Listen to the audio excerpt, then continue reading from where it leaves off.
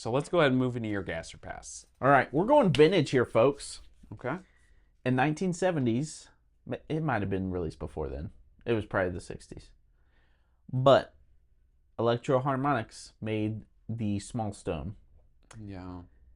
And that is a phaser sound that is out of this world. See Chris Stapleton's national anthem. National anthem at the Super Bowl? Yep.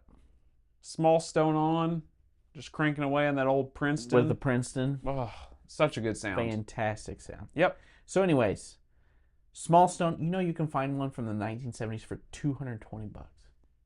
I did not know that. That's pretty cheap. I like the sounds of that. Don't steal all of them. Yeah, don't steal all of them. I think it's a total gas for me. $220 for a piece of history. I mean, this has got Gilmore written all over it. Yeah. You know what I mean? This is a sound. You know, for sure. I worry about memory mans, however you say that. Yeah. I worry about them because they're going to fall apart on me. And I need that thing to work. What are you saying? The Small Stone, I don't feel like I worry about it as much. Delay's real finicky. Yeah, it does feel... Delay's finicky because you mess with a box and it can totally mess up. You know what I mean? Oh, yeah. Phaser, a little less so. Yeah, if it sounds a little weird, it's just a phaser. It's okay. It just adds to the effect.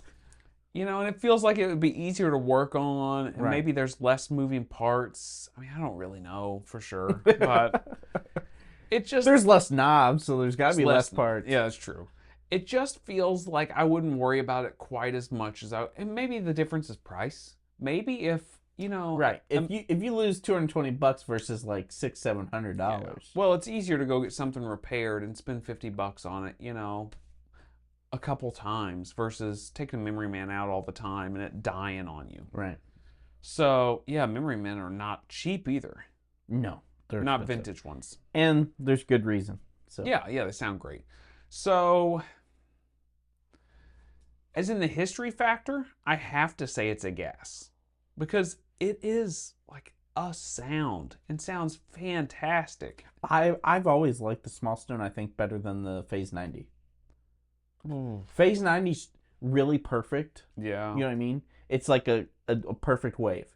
The Small Stone, I mean, it warbles. Yeah. You know, it really has, like, if you want a phaser, like, sound to take hold, it's the Small Stone. I honestly almost can't compare them. They are a little different. They just feel completely different. Let me tell you something, brother. Yeah, we're not going to use that.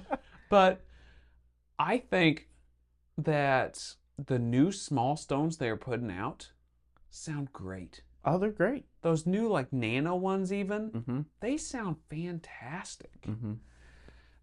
I think the new Phase 90s also sound really good. Just the standard block logos, I think they sound good too. But those new Small Stones sound great. Right. They're inexpensive, so if you're not wanting to spend $220, $225 on a vintage one, worried about breaking down, all these different things, do not hesitate on grabbing one of those new ones. No, the new ones are good. But vintage for me, it's a G.A.S. It's a total G.A.S. for me. It's under $300. It's a piece of history, and you got tones for days. Yeah.